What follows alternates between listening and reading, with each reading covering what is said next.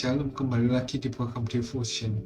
Kali ini kita akan bahas satu tema dan juga satu tema itu penuhi panggilan pelayananmu. Setiap orang di dunia, Tuhan pasti punya rencana terhadap orang itu. Apapun rencana Tuhan, yang pasti semuanya demi kemuliaan namanya. Sebagai seorang pengikut Kristus, kita harus ambil bagian dalam rencana Tuhan. Untuk mengambil bagian dari rencananya, kita harus memenuhi panggilan pelayan yang ditugaskan kepada kita. Apa yang harus kita lakukan untuk memenuhi panggilan pelayanan? Ini ada di 2 Timotius 4 ayat yang kelima.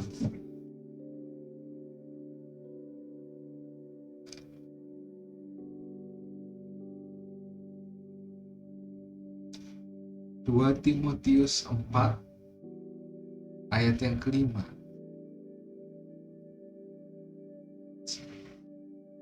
Timotius 4 ayat yang kelima. Tetapi kuasailah dirimu dalam segala hal, sabarlah menderita, lakukanlah pekerjaan pemberita Injil dan tunaikanlah tugas pelayananmu.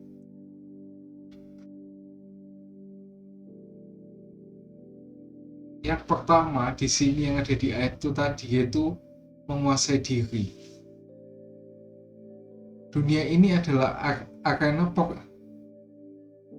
pertandingan. Apakah kita dapat menguasai diri? 1 Korintus 9 ayat 25a mengatakan, tiap-tiap orang turut mengambil bagian dalam pertandingan, menguasai dirinya dalam segala hal. Dan juga di 2 Timotius 2 ayat yang kelima berkata, dan seorang olahragawan harus bertanding menurut peraturan olahraga yang ada. Kita harus bisa menguasai diri dalam segala hal, baik pikiran, perkataan, perasaan, dan juga perbuatan kita. Dan kita pun seorang pelayanan Tuhan pun juga punya aturan. Seperti yang dikatakan di 2 Timotius 2 ayat 24-26, yaitu apa aja sih? Tidak boleh bertengkar, cakap mengajar, sabar, lemah lembut, dan juga menuntun orang yang suka melawan. Lalu di 1 Timotius 3:8 itu aturan pelayanan Tuhan itu orang terhormat. Jangan bercabang lidah, jangan mabuk, dan juga jangan serakah. Monogami, istri satu, suami satu. Ya. Juga mengurus anak-anak dan keluarganya dengan baik. Penguasaan diri itu salah satu kandungan dari buah roh. Jika orang tersebut berhasil menguasai diri, maka akan mendapatkan mahkota kebenaran seperti yang ada di 2 Timotius 4 ayat yang ke-8. Yang kedua, yaitu sabar dalam penderitaan. Tuhan tuh gak pernah janji kalau kita jadi pengikutnya, kita bakal terlepas dari penderitaan. Kalau Tuhan Yesus saja dibenci, maka kita pun akan dibenci oleh karena namanya.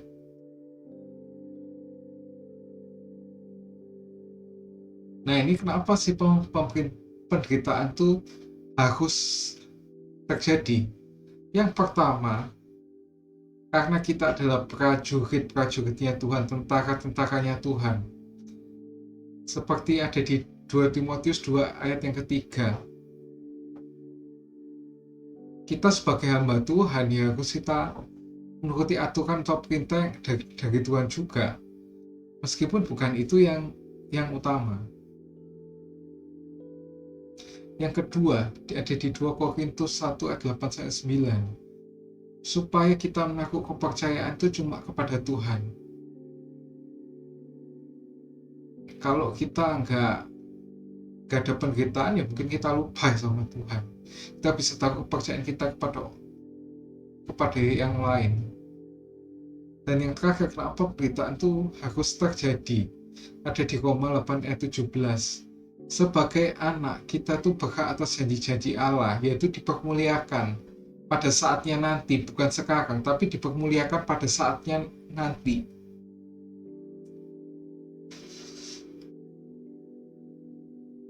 Terus kita menderita itu dengan jalan apa? Yaitu pikul salib dan sangkal diri, seperti yang dikatakan di Matius 6 ayat yang ke-24. Lalu bagaimana sih sikapnya menghadapi penderitaan? Seperti yang ada di Yakobus 5 ayat 7 sampai ke 11. Yang pertama, sabar. Seperti petani atau ibu yang akan melahirkan. Kalau yang petani itu menunggu panen, ya, kalau ibu yang melahirkan. Yang kedua, jangan salah langkah atau salah jalan atau mencari jalan alternatif. Contohnya apa sih ini? Tidak mengucap syukur atau menggerutu. Juga nyinyir juga ini termasuk. Juga saling nyala-nyalakan orang lain, cari kambing hitam. Dan juga pakai kekuatan manusia. Bukan berarti kita nggak boleh ke dokter, kita nggak boleh ke psikiater, tapi kita meskipun kayak gitu, kita tetap bersandar pada Tuhan. Mereka hanya membantu sebagian kecil dari pekerjaan Tuhan untuk memulihkan kita. Yang ketiga, yaitu tekun atau tidak mudah menyerah, seperti yang ada di Yakobus 5 ayat 11 dan juga 13. Yaitu tetap baca firman, berdoa dan memuji Tuhan. Contohnya ini pada Ayub.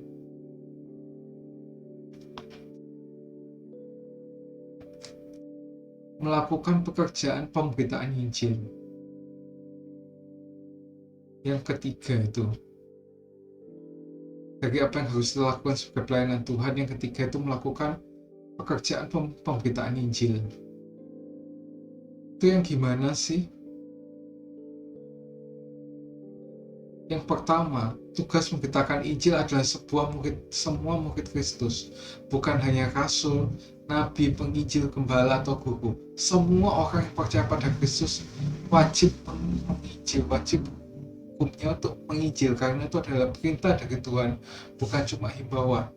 Maka itu di Matius 28 ayat 19 ayat 20 dikatakan, jadikanlah semua bangsa itu muridku.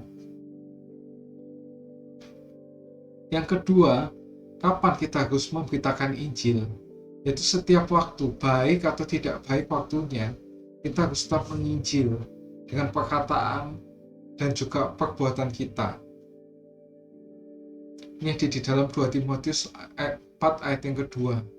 Contohnya di sini tuh Rasul Paulus ketika akan ke Yerusalem, seperti yang dikatakan di Kisah Rasul 20 ayat 19 sampai yang ke-24. Nanti bisa dibaca sendiri ya karena panjang. Nah, ini kenapa firman Tuhan di dalam Injil itu harus disampaikan.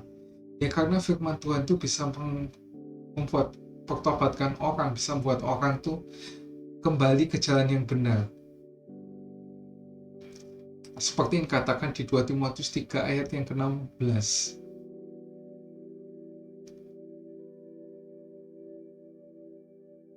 Di 2 Timotius 3 ayat 16 itu mengatakan firman Tuhan itu bisa mengajar, menyatakan kesalahan. Ini seperti contohnya saat Paulus bertentangan dengan Petrus yang ada di 2 Galatia 2 ayat 11 sampai yang ke-14. Lalu memperbaiki kesalahan dan juga mendidik orang dalam kebenaran. Nah, ini yang terakhir, gimana sih caranya kita memberitakan Injil? Melalui perkataan dan perbuatan serta bantuan dari Roh Kudus. Contohnya Akaya dari Makedonia yang ada di 1 Tesalonika 1 ayat 2 sampai 10. Yang ada di 1 Tesalonika 1 ayat 2 sampai 10. Yang terakhir, apa yang kita bisa lakukan untuk memenuhi panggilan pelayanan kita? Yang terakhir adalah menunaikan tugas pelayanan kita. Itu gimana sih mengerjakan suatu talenta yang Tuhan berikan. Seperti yang ada di Matius 25 ayat 14 ayat 30. Kita dikasih berapapun talenta ya kita harus kembangkan. Jangan malah disimpan-simpan, kecuali kalau kita memang nggak tahu kalau punya talenta itu. Terus caranya itu taat dan setia. Jika kita tidak mengerjakan, maka dibilang sebagai hamba yang jahat. Melayani Tuhan sampai Tuhan panggil kita pulang. Contohnya yaitu Harun yang matinya di Gunung Hor itu menyelesaikan pelayanannya dengan baik, walaupun Harun tetap ya ada kesalahan juga sih, walaupun kayak gitu. Iri hati sama Musa itu bisa dibaca di Bilangan 20 ayat 25 sampai ayat 28. Jangan lupa like, subscribe, dan share jika kalian terberkati dengan konten ini. See you.